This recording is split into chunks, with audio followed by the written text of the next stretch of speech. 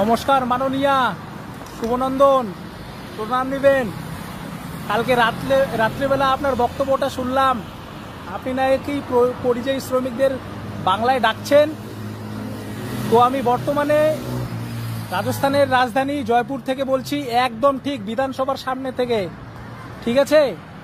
তো বলছিলাম সঠিক সময়ে যদি আপনি আমাদের বাংলায় কাজ দিতে পারতেন তাহলে আজকে আমাদের এত দূরে ভিন রাজ্যে আসতে লাগতো না, ঠিক আছে।